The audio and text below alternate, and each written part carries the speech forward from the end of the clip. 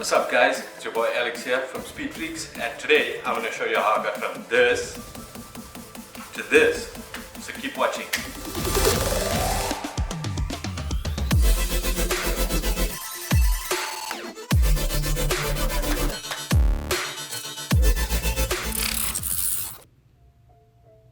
Okay, here we go. We're going to jump right into Photoshop. Here's the before image. And that's what it's going to look like after. We'll go back to the before image now. First thing you're going to want to do is to hit Ctrl J and copy, or duplicate the layer, should I say.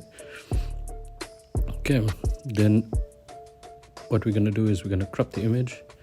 You can either press C on your keyboard or hit the crop icon.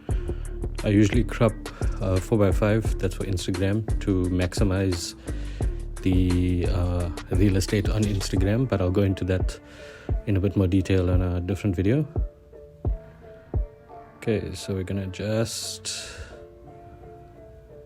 I'll try to keep the cars in the middle, so basically what you see on your Instagram grid is you have the subject centered in the middle. Okay, from there I hit Control Shift and A. And now I'm going to start with the basic adjustments. So Control Shift A opens up this camera raw filter, and as you can see, I'm adjusting sliders. Basically, I'm trying to eliminate all the minor errors, like some slight overexposure. So I'm going to drop the highlights and stuff a bit. I'm going to pick up the shadows a bit just to accentuate the darker parts of the image. Dehaze is another one I like to use because it just tends to like sharpen up the image. As you can see, that's the before and after.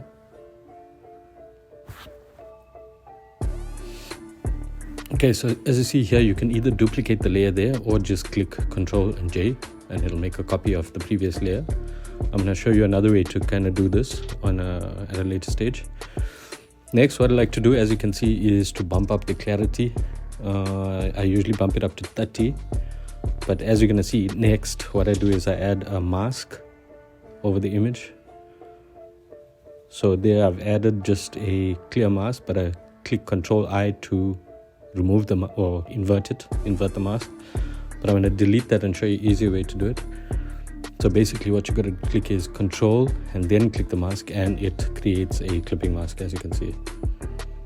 So from there I'm going to hit B, which is for brush. Right, there you go. And using the brush on 100%, I'm basically gonna make sure that the mask is selected, and on your left hand side there you'll see white is selected. This is me increasing the brush size a bit. Now I'm just going to paint over all the areas I want to be sharp, because I don't want the whole image sharp. So basically, as you can see, I'm going around all the details of the car, the grille, the lights, and then the front rim. Depending on how you shoot or what camera equipment you shoot with, if the whole car is basically in focus, what you're going to want to do is paint over the entire car or whatever it is that you're trying to highlight. And usually your eyes are drawn to the sharpest part of the image, so that's why you want to sharpen just the parts that basically are in focus. You don't want to go and sharpen there at the back where it's not in focus, because it's going to confuse the eye. So basically what I'm doing now is sharpening the ground as well, as you can see.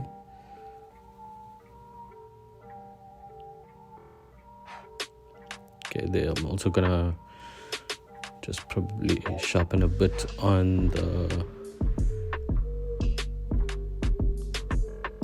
bodywork there, also a bit on the glass because there's a graphic on the window itself. So that's before, that's after sharpening. Seems small probably on the screen, but when you look at it on Instagram or when you look at it on any form of social media, it actually makes a huge difference to the image. Okay, so what I just did was Control Shift Alt and E, that's to merge all the layers. And now what I want to do is basically drop the saturation of the ground. So I think that looks good.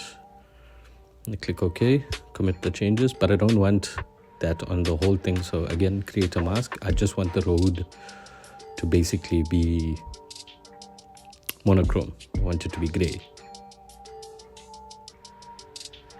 As you can see, it also, because it's a global filter, it affects all the oranges. So it's affecting the lights and the wall in the background there, which I don't want. So here you can see I'm selecting subject, which is under properties.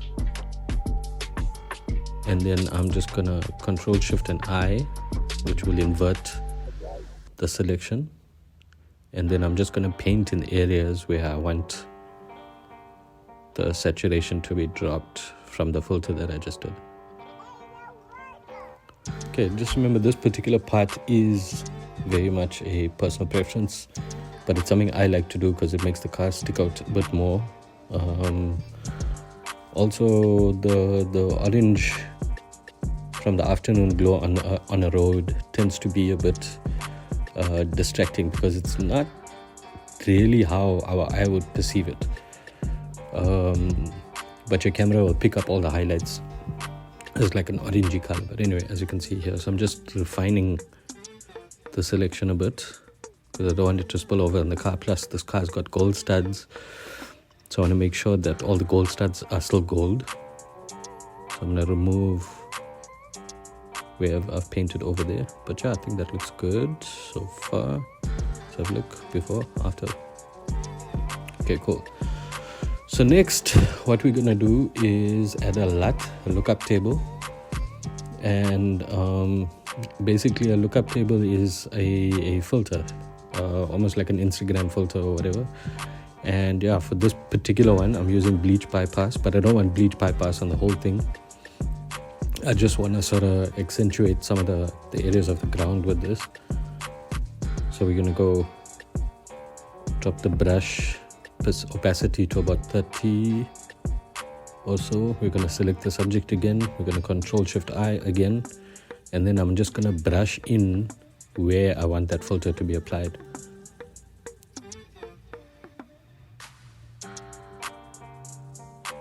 Okay, so as you can see, that's where it's going. It looks a bit harsh, but I think that's okay. That's sort of the look I'm going for. Going for like a very high contrast, sort of old school look on this, but yeah. Okay, next. Now I'm going to add my global LUT or lookup table. Again, like I said, it's a filter. This time I think I'm going to go with neon. How does that look? Yeah, that looks okay. I think that looks right. Without it, with it, as you can see, it's adding a bit of contrast, adding just a touch of yellow to the image, warming it up a bit, which I do kind of want. I don't know, I'm gonna see if I like it a bit later. So anyway, merging all the layers, opening camera raw filter again, and I'm gonna give it a vignette. A vignette is that darker area around. So let's drop that down. Let's increase the feather, and then I'm gonna right about there, I'm gonna drop the midpoint. Okay, so again, I don't want it everywhere. So I'm gonna add a layer mask. I'm gonna add a layer mask onto that. Yeah, you see, I don't want it here on the car, on the darker parts of the car and stuff. So I think I'm just gonna add that mask, which I usually do when I add a vignette. And then I'm gonna paint away. Here, you just gotta make sure that black is selected because we're removing now. So I'm just going to paint away the parts that I don't want. So as you can see, where the light would naturally be falling, that doesn't look 100% natural. So I'm just going to remove that there. Make the brush a bit bigger. Drop the opacity because I want to do the sky. So I don't want to take it completely away. As you can see, it's just about refining. Again, this is a personal preference. You can do it sort of the way you want, but this is like most of the time the way I do it. Okay, duplicate or merge the layers again. Now I'm using the dodge tool right? The dodge tool has two tools basically. It's a dodge and burn. So burning makes things darker basically, and if you look at the top left hand side sort of part of the screen, you can choose which types of tones you want to work on, either the mid tones or the highlights or the shadows. Okay, I think I'm happy with that. Just gonna take it away from the car. See, the car is already dark enough, so I don't think there's any point in adding that brush to that part of the car. Okay, so next I'm gonna do the windscreen. I'm gonna tint his windscreen. Yep. So just basically open a curves layer, and I'm gonna invert the mask to black, and I'm just gonna paint in where I want. So as you can see, I increased the hardness of the brush to 70%. I found 70 is like a nice happy medium, so I can brush accurately. So I'm gonna go basically with a white brush, and I'm painting in, and I'm just clicking and pressing shift and clicking again so it follows a straight line. I find it's a lot easier than actually just painting freehand most of the time, because on cars we work with angles and straight lines. We can't afford to do this sort of painting. So as you can see there, just one quick shift and click, left click, and off you go. Okay, then as you can see, it's just about refining now.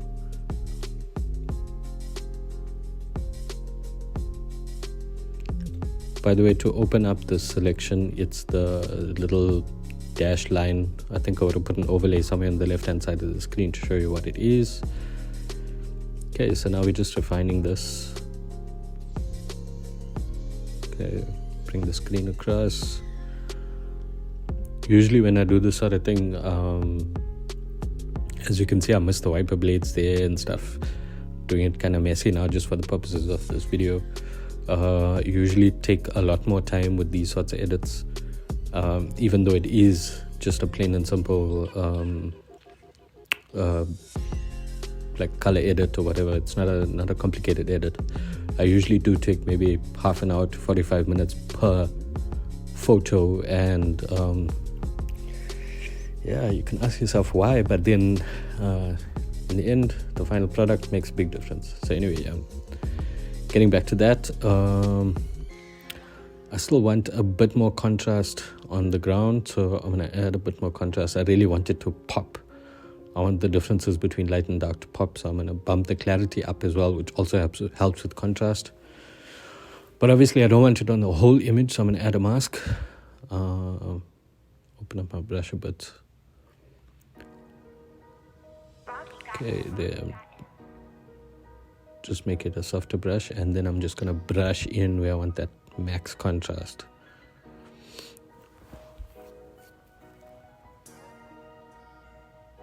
Yeah, kind of like that. Okay, that looks cool. Okay, so yeah, I think I'm pretty much happy with that. And I'm going to click Control Shift Alt and W to save. One important thing, must tick this convert to sRGB, sorry. I'll be covering the dimensions and stuff on a later video when I speak about Instagram and how to grow your Instagram account. So be sure to subscribe to our channel, because there's lots more stuff coming up. Quite a few more tutorials to come up as well. Yeah, so that's basically it. That's your finished product. If you have any questions or comments or queries or suggestions as to what sort of content you'd like to see on this channel, or what sort of edits you'd like me to cover, then be sure to hit me up in the comments and let me know. Thank you.